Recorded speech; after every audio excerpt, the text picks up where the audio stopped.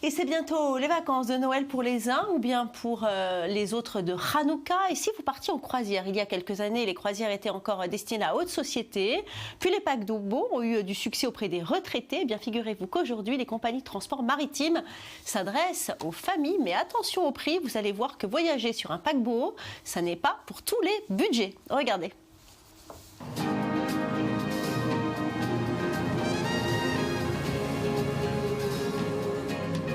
Les croisières n'ont jamais eu autant de succès et sont aujourd'hui devenues la vague sur laquelle surfe l'industrie touristique. Fini les croisières pour milliardaires ou pour le troisième âge. L'expérience séduit de plus en plus les touristes en proie aux extravagances, et les Israéliens en particulier.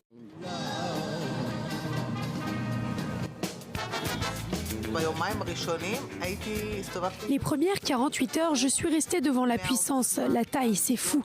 Votre chambre est au 12e étage et au-dessus, il y a 4 ou 5 étages. Et tout d'un coup, on découvre un terrain de golf. Ouah, je ne sais pas, un terrain de basket de taille réglementaire, le choc. Même si on le savait, c'est encore stupéfiant par la taille. Vous arrivez sur place, pas besoin de s'inquiéter, on ne s'occupe de rien, pas de soucis pour la nourriture, c'est en libre service, pas de problème pour les déplacements d'un endroit à l'autre, le paquebot nous transporte, pas de problème pour la nuit. L'année passée, dans le monde, les paquebots des compagnies de transport ont accueilli 23 à 24 millions de touristes. Pour avoir un ordre d'idée, l'année dernière, il y avait eu 18 millions de passagers. Cela signifie que la croissance de cette industrie dans le monde est de 10% par an. Et en Israël, la croissance est encore bien supérieure. Aujourd'hui, 80 à 90 000 Israéliens partent chaque année en croisière, soit une augmentation de 15 à 20% par an sur les 5 dernières années. On peut trouver des croisières pour environ 50 ou 60 $ la nuit. C'est-à-dire une croisière de 3 ou 4 nuits peut coûter autour de 200, 250 $. Les plus longues croisières peuvent coûter selon la saison entre 1200 et 1300 $, compris le vol et l'hôtel. Les Israéliens comprennent qu'une croisière est le séjour le plus rentable.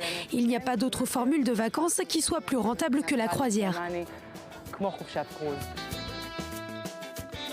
Le problème, c'est qu'une croisière propose un prix forfaitaire. Mais sur le paquebot, le client est captif. Tout n'est pas compris. Les boutiques, les activités, les massages, les boissons et surtout l'attrait du casino peuvent être fatales.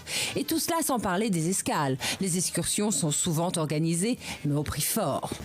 Ne vous précipitez pas sur les excursions proposées sur les croisières, car elles sont très chères. Ces excursions passent entre plusieurs mains, l'organisateur du séjour, les exploitants du paquebot et d'autres intermédiaires qui font monter les prix. Finalement, une croisière en famille risque de vous coûter très cher. Les extras et les pourboires peuvent parfois doubler le prix du voyage. D'autant que pour obtenir un tarif intéressant, il faut réserver 1 an à l'avance. Toutes les croisières pour l'été sont vendues 1 an à l'avance et au mois de mars, il n'y a pratiquement plus de disponibilité. Une réservation de dernière minute peut donc faire grimper le prix de plus de 30%. D'autant que l'été est la saison la plus chère pour les croisières. L'hiver est moins coûteux, mais pour obtenir un bon deal, il vaut mieux commander en groupe. Les grandes compagnies maritimes offrent des réductions conséquentes aux grands groupes. Il vaut donc mieux que plusieurs familles s'organisent ensemble pour une croisière. Un groupe de 16 personnes peut obtenir au moins 20% de réduction. Encore ne faut-il pas avoir peur de voyager avec 6000 personnes et surtout ne pas avoir le mal de mer.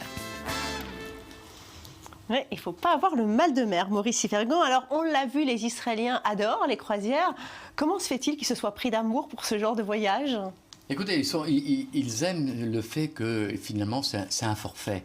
Ils n'ont pas trop à se soucier, vous l'avez entendu. Il y a beaucoup de suppléments, hein, on l'a vu dans le reportage. Il y a beaucoup de suppléments, mais ça, ils ne le savent pas a priori. Mais ce qui les intéresse, eux, c'est de payer une somme globale avec le vol, la croisière, les excursions. Tout est à volonté aussi. Tout est à volonté. Ouais. Et donc, ils sont très contents parce que ils ont l'impression qu'ils payent un certain prix fixé d'avance, mais ils ne savent pas, finalement, que sur le bateau, comme vous venez de le voir, on est prisonnier et il y a des extras. Et il faut faire extrêmement attention à ces extras, sans compter les cachets contre le mal de mer. Et ça, vous savez que ça coûte très cher.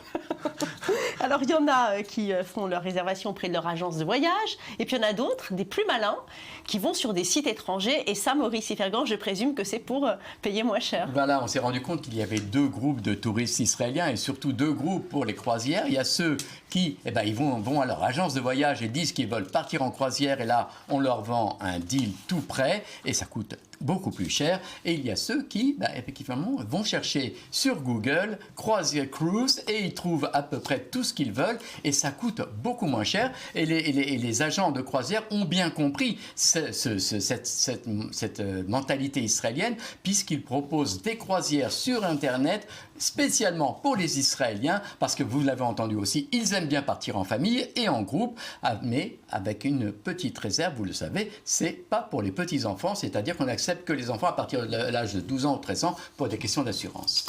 Et je